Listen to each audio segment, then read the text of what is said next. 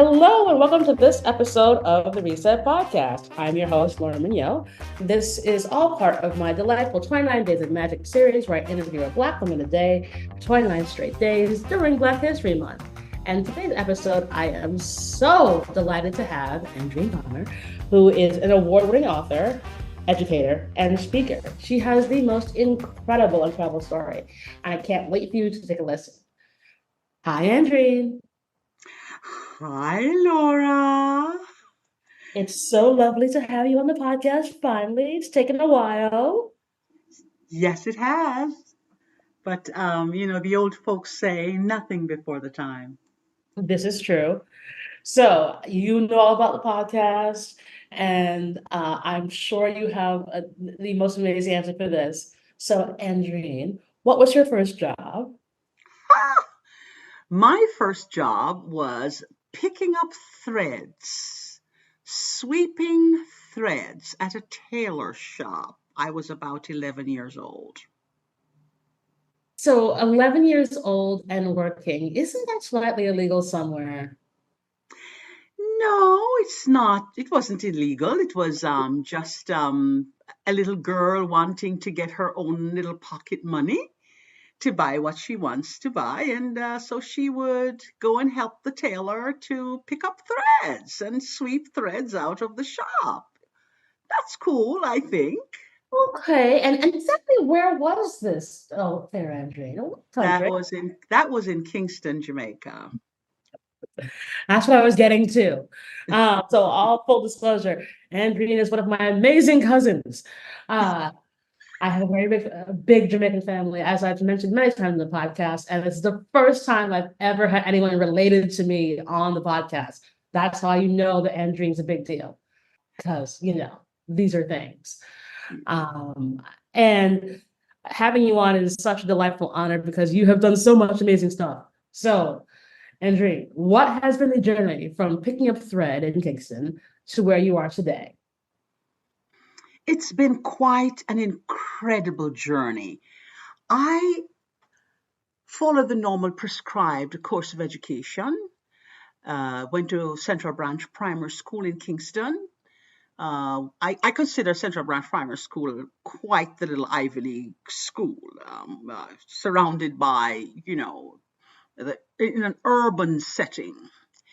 And I learned so much about the arts, the creative arts, and of course, the academics was quite a big deal. And then when I left Central Branch, I went to Mergrove High School in Constant Spring area.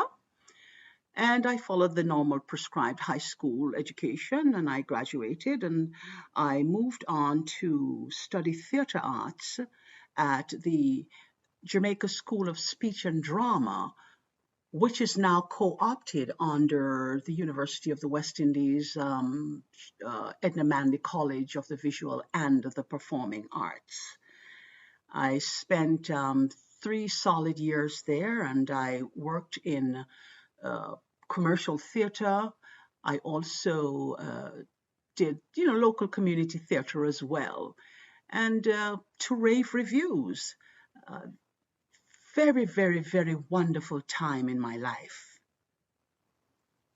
And then I got a scholarship to study theater arts in the United States and also in London. And I picked So up the both. You got scholarships to go to both places. yes, yes, yes. So it means you were pretty good at the theater since you got a scholarship for both. Oh my goodness. Oh yes, I that craft was honed while I was in at the high school level. If you're familiar with the cult classic, The Harder They Come, Trevor D. Rohn, who was one of the writers on that project, he was my teacher. He discovered my talents. And he just gave me everything, all the tools that I needed to make it in the professional world as a theater practitioner. I was a paid actor in Jamaica. And so got the scholarship to come to study here and at Lambda. However, I took up the scholarship in the United States. We had a little bit of a challenge in Jamaica at the time because under that existing government at the time, we were having some really tough times financially, and so they did not allow us to take a lot of money out of the country. So I was only allowed to take $52 to come up and live in America for several weeks.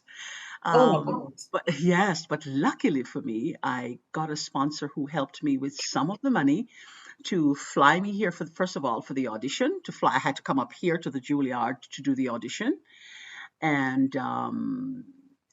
so I got help from Mabel Ten through Larry Shadid, who was one of the gentlemen who was part of the little theater movement in Jamaica. He believed in me so much, and he made sure I was able to come up here at least to get the audition going.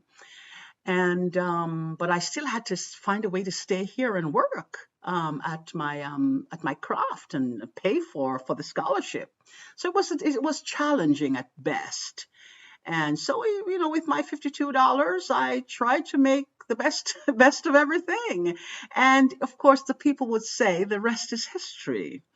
I continued to pursue studies at the British American Acting Academy, and then I went on to study theater arts at the California State University in Los Angeles. And then after that, I did theater in Los Angeles, and it was just a little bit. It was not very welcoming to folks of color. There was not a lot that I could do in film, but I did a lot of theater, and I got quite a bit of accolades bestowed upon me. And then I made peace with it, and I went into teaching. I took the California teaching exam, and I said, you know what? I can't do this. I came to America at the top of my game, and here I am in the United States, now considered a black actor who can only do what they hand out to me. So I'm like, I was doing from Shakespeare to Moliere in Jamaica, and I just couldn't be bothered with it anymore. It was not working for me. And so I decided, well, I'm not ever going to give up. I'm still going to pursue, but I went into teaching, and I started to teach in Los Angeles. And then after a while, my daughter said, Mommy, I really think you need to come home and be with us. So I came back to New York, and I have been there since from 2002. I went into teaching. I really immersed myself. I got two graduate degrees, one in secondary education, and my other graduate degree is in language and literacy. I have taught for over 2 decades in the public school systems for a while there, and I taught English language arts, literature, public speaking, theater studies, and it's been such a wonderful, wonderful experience to teach these wonderful children. On any given day, in front, I have sitting in front of me the United Nations, children from all over the world with their wonderful stories. And do I love a story? I tell stories, and I just love to hear stories told to me too. So I help the children with theater, what I never had the opportunity to do at the highest level here in the United States. I was able to give it to my students, and they have become the beneficiaries of that talent that I brought to this process. What else do you want to know? Oh my gosh. So much. It's so much, it's so much. And then of course the writing happened. The writing happened. Although the writing started when I was a little girl, because in Jamaica the curriculum encourages you to write and read at the same time. So the reading and the writing was happening at the same time. I used to the things that other little girls would do, they would play with their dolls. Well, I would play with my animals, and the dogs and the chickens and the birds and my little pet rooster. I remember writing my very first poem which I consider now that I'm older now. I'm like, wow, that was in fact a praise poem, because I consider myself now a praise poet, a performance praise poet. And I wrote a poem for my pet rooster, and I would recite it to my pet rooster, and I would recite it to my dogs too. I would recite to them, and I would show off with my little stories and tell them my stories, and so when the time came and I had to share with children and tell children stories, it was just a natural transition. I started writing for children of Caribbean heritage for the most part, because they were mostly the ones that I taught in New York City. And my very first book, No Life in Olympic Gardens, was set in Kingston, in what would eventually become a garrison. And it's a story of a young boy who was abandoned in Jamaica by his white American father, and his African Jamaican mother became emotionally detached from him, sends him away to Kingston, and relegates him to a life of servitude and denies him an education. And of course, I'm a literature teacher, I'm an English teacher, so I'm going to write about literacy. So my first two books in the series, No Life in Olympic Gardens and Long Walk to Cherry Gardens, are I consider my literacy series, because here's this little boy who was denied an education, and he is now um, really kicking the doors down. I want an education. I want to learn to read. Come on, people! But he's just a little shop boy. His auntie relegates him to this life of being a shop boy, to clean up after his little cousins, who are also school age children like himself, and but he didn't get a chance to go to school. So that's something I saw playing out when I was a little girl in Jamaica, in some of the communities. And I never understood what justice was. I never had words for those things, those issues, and now I understand that I was really, my passion is for justice for all.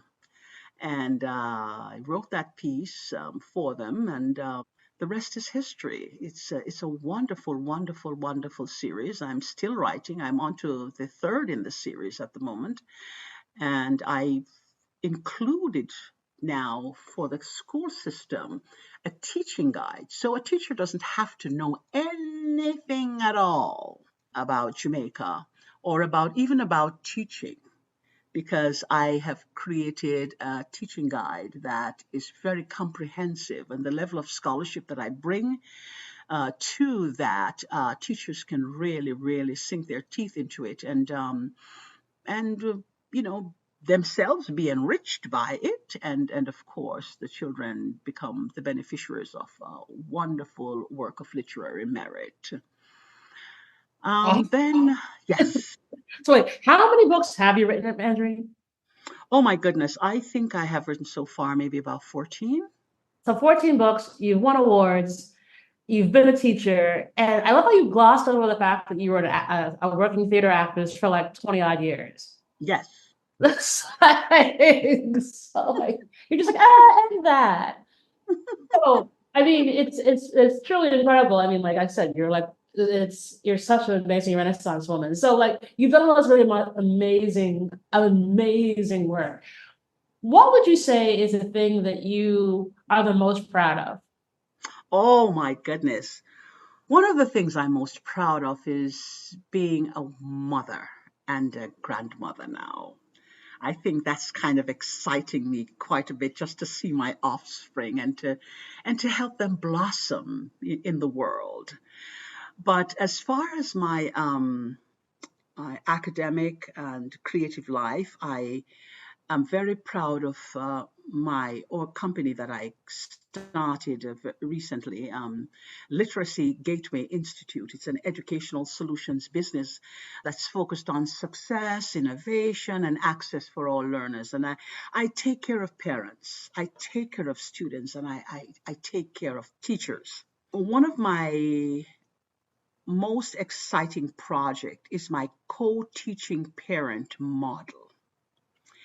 In this course, I help parents solve the problem of parental competence. By that I mean the co-teaching parent now gets to work together with the classroom teacher to plan and deliver instruction and to assess the students' progress and provide support to meet individual students' needs. You see, parents are afraid they are not able to help their children at home by continuing what the teacher started at school. So, for example, a parent may not be able to help a child to write a well developed essay. It's a very emotional place for a parent to be, to feel incompetent at any level in front of their children.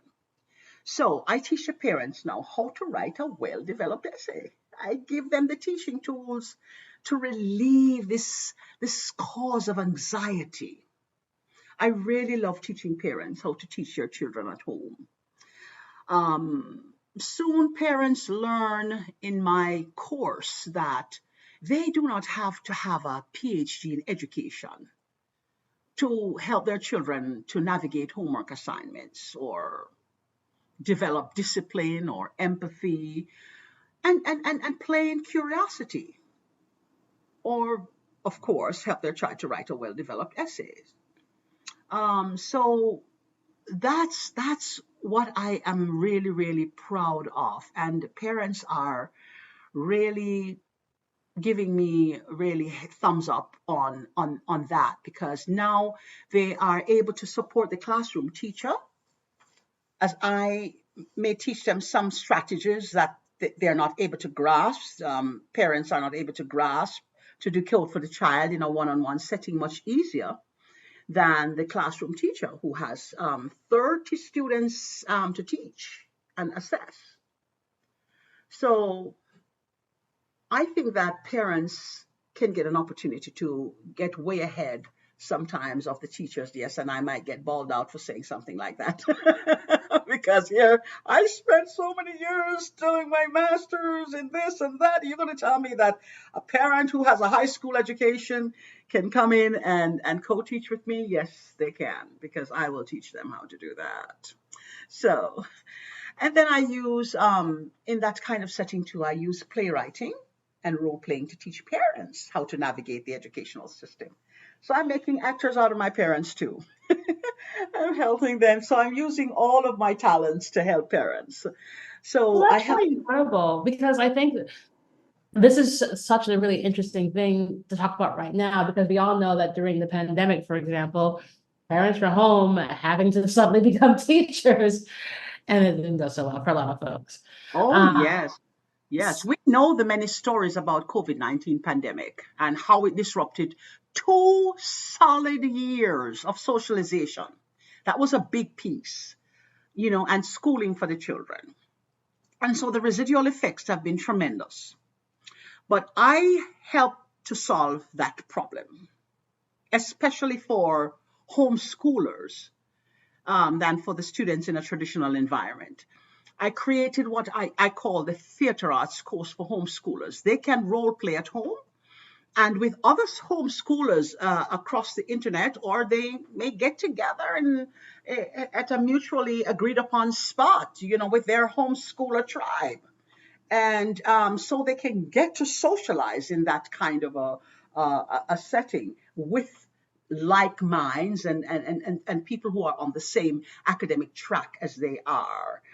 And then another problem that they really, really had is they still have it, Andrene, is technological integration.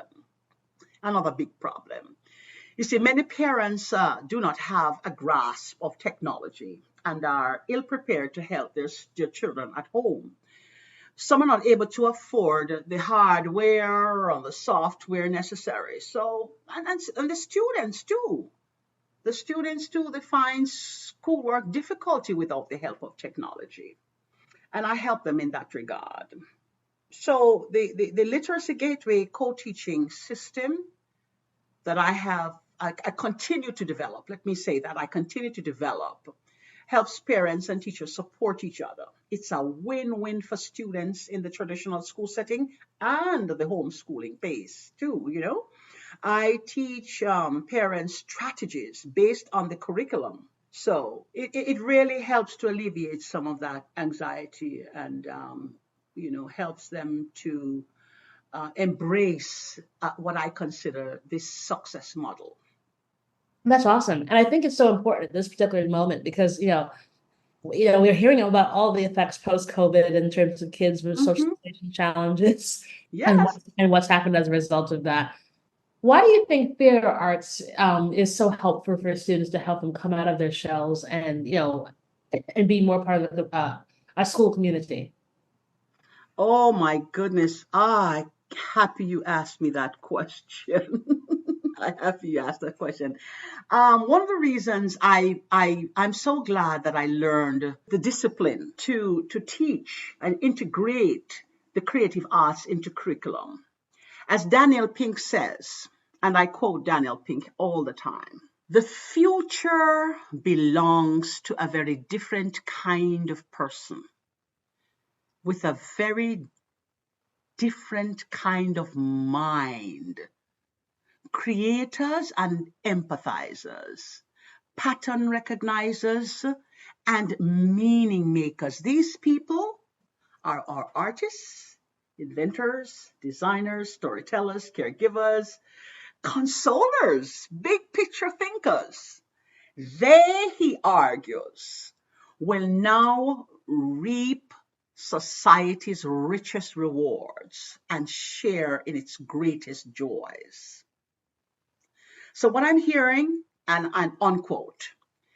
So Pink really is. I'm a Daniel Pink disciple in that regard. The world belongs to creatives. They are going to save the world. And if we can help integrate the creative arts into the curriculum, students will be able to do physics well. They'll be able to do biology well. You know, they will learn discipline. Because I remember when I wanted to go to law school, that was before I decided to go into teaching. I was saying, okay, what can I do? Because this Hollywood thing is not working out for me. Let me go to law school. So I applied to every law school I could imagine in the union. And I remember one open house when the interviewer said to me, I really, really, really like the discipline that you're coming from. I think you would make a great lawyer. I said, why? Because I'm a critical thinker. Oh, absolutely, because you're a critical thinker, but because you're disciplined. We're not necessarily looking for the person who can do a lot of talking coming from the debate club. We are looking for people who will understand that this brief needs to happen. I'm looking for somebody who knows that, they're working in a team setting because you have worked with in plays in an ensemble setting. You also know that you have to be on time for the theater. You also know you have to listen for your cue and be ready. It's the kind of level of readiness that you have that we are most interested in. So when a lot of people think that, being a star in Hollywood, for example, some people go to Hollywood to be a star, don't necessarily have to have any discipline. You don't necessarily have to have discipline to be a star, you know. But if you're really going to be to celebrate the stories that need to be told and be a serious actor, you know, the discipline, there's a certain discipline that comes with that. And so I am all thumbs up for the creative arts and the curriculum. And I just wish America would catch on. I really do wish we would catch on and help our children and create the funds, find the money, allocate the money for these schools, especially in the urban settings. And a lot of schools are underfunded, and you give them some instruments, put some dance teachers in front of them and some creative writers like myself in front of them, and you'd be surprised to see that the social and emotional behavior of children improve. And of course, the academic benefits as well. Of course, it's the creativity and the imagination. I mean, like, we're recording this in early February, and obviously this week there was the whole thing with Elmo and Sesame Street. Yeah. And it was interesting to me because it reminded us that creativity and imagination are what fuels us all. Because Hmm. why else would I think it was like 40,000 people responded to his tweet about how you're doing and gave a response like, "I'm gonna be trying with them on Elmo." But more importantly, it was that like there was this imaginary character for all intents and purposes, but they resonated with because watching Sesame Street did what? It helped open your imagination and you were able to relate and you were able to be honest, open, and creative with this 3.5-year-old puppet Hmm. who you've never actually seen in person. So what happens if you bring that level of creativity into your classrooms Hmm. and into your classroom stages? How you can open the minds of kids? Hmm. And I also bring that kind of creativity to the parents as well.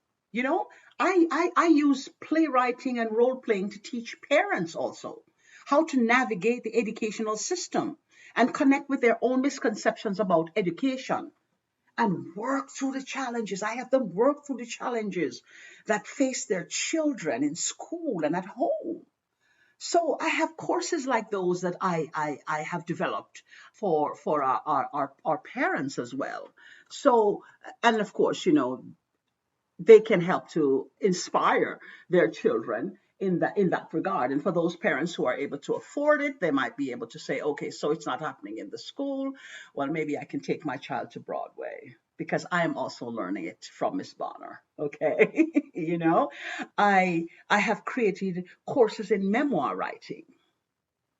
you know Parents, students, and teachers benefit from telling personal stories, and people love to talk about themselves. And so Exactly. Why I do this yeah, podcast. I'm teaching memoir writing right now in theater arts as a communications tool. I teach drama. And then there's a course I teach in to jazz up your savoir faire. For parents to sharpen their ability to act or to speak appropriately in social settings. So for example, you might have a parent who is a stay at home parent by choice. One of the parents has to stay home.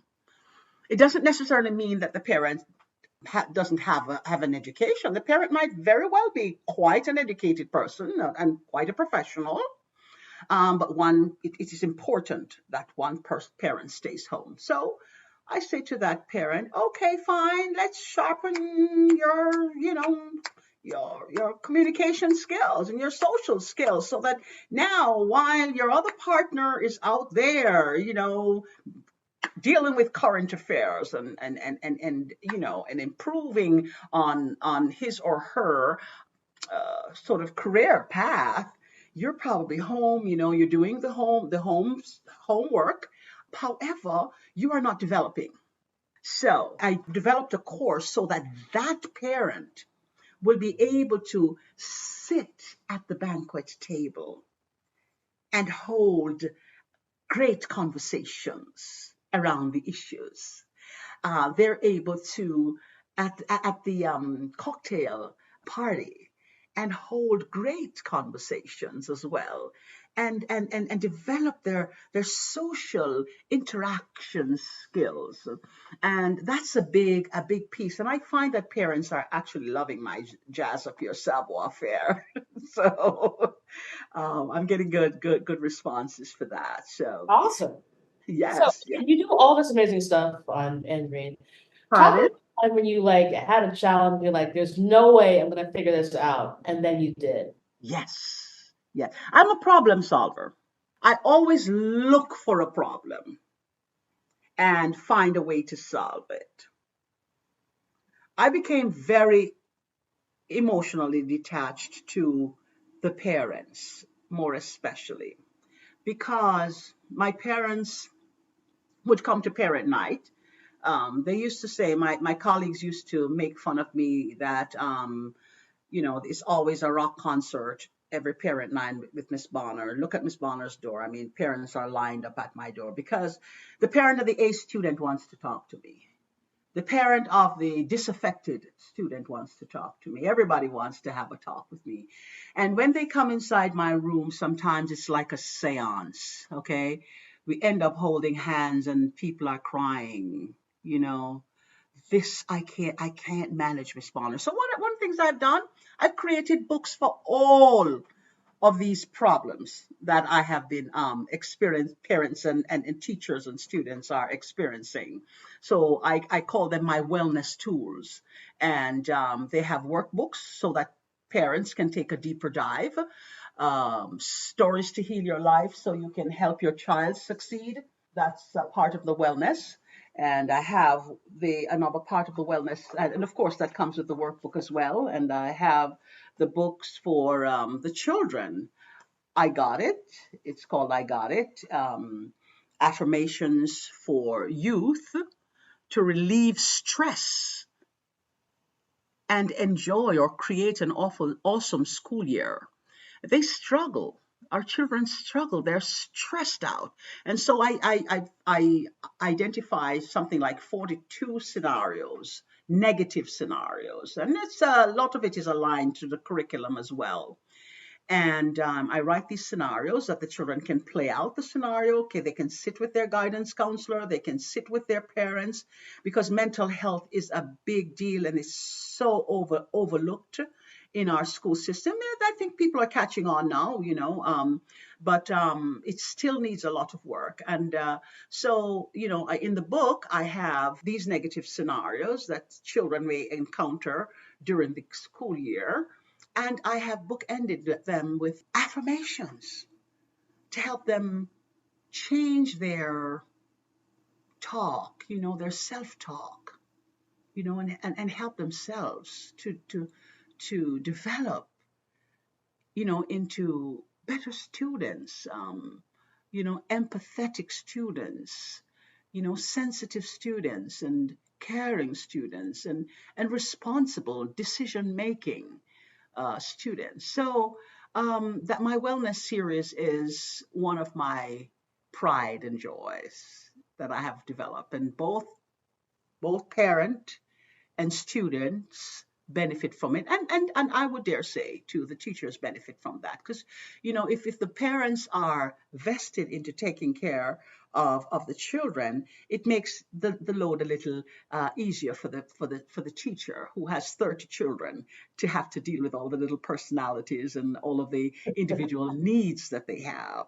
So I think it's a win-win situation: parent, teacher, students learning together, and that's what I Awesome. do at It's amazing. LG. It's truly amazing. Yes. So you do all this amazing stuff. What does Andrene do for Andrene? What do you do for your self-care? Well, Andrene is now learning to take care of herself because I spend so much time taking care of everybody else that I have to be intentional about taking care of myself. So I read a lot. I read a lot and I read everything. I read across disciplines. I love the theater. I like to go to the theater. I As a matter of fact, most recently, I consider myself having gone back on stage. So I just recently performed at the Carver Theater here in San Antonio, Texas. And I did my little thing, and I felt good about that. It was so exciting. I was with my tribe. I call them my tribe. I'm with my tribe, and of course the writing that I do, and just going to these conferences. And yes, I know it doesn't sound like self-care, but it is self-care. It is self-care. Whatever works for you is what we Yeah, always it say. works for me. Yes, and I'm starting to learn to really cook for myself.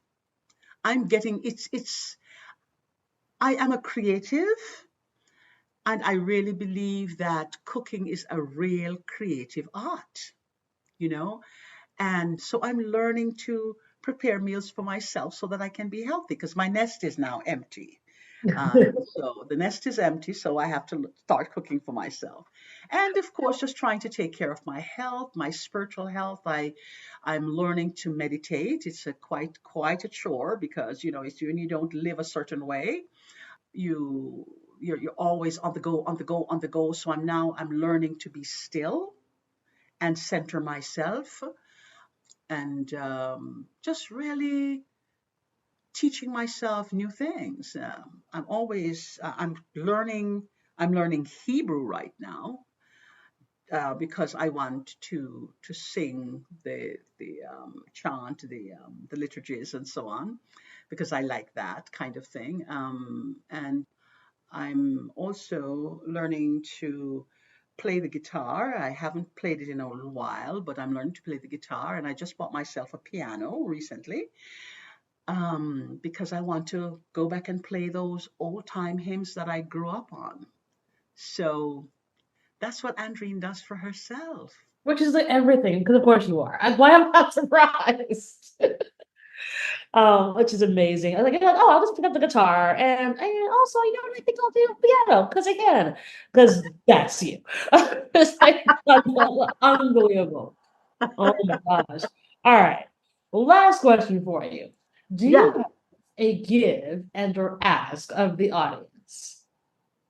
if I have a give or an ask for the audience. Well, let's start with the ask first. I would like to ask the audience to spend time to do a bit of introspection as often as you can. I'd like to ask the audience to write your stories, write something every day because it is important that we are able to tell our stories, and also writing heals. And as far as the what I'd like to give the audience? Oh my goodness, I'd like to give the audience a gift of all the love that's in my heart, but more especially, I'd love to give them a copy of my Woman in the Wind. Whoever is interested, I don't have an idea who loves poetry as much as I do. And somebody who decides that they are committed to writing poetry and would be interested in Woman in the Wind, I'd be more than happy to give a gift of Woman in the Wind to someone in your audience. So you can set the criteria. Awesome. That's Yes, fantastic. yes, Uh, oh my gosh. I mean, I'm so glad we finally got you on the podcast. It took a while, but nothing happens before the time. But yes. you, as I said, you're just, oh my gosh, there's so much you do so beautifully well, and your commitment to helping expand the minds of kids is so incredible. And I want more people to know that you do this and share this with the world and all across the country. And Dree's amazing. She's in Texas, but she goes everywhere. And so we'll put all the details in the show notes so you can connect with her and learn more about all the work she does, her amazing books, her amazing courses. As you can see, like, talking to her about creativity can go on for hours. Hmm. And it's so necessary. I think we all need to remember to tap into that childlike wonder that we have in the way that we build up our imaginations and tell great stories, because that, fuels our soul and heals us in so many beautiful ways. So thank you so much for being on the podcast. Thank you, Laura, for inviting me here. It's a pleasure. Awesome. And that is our show.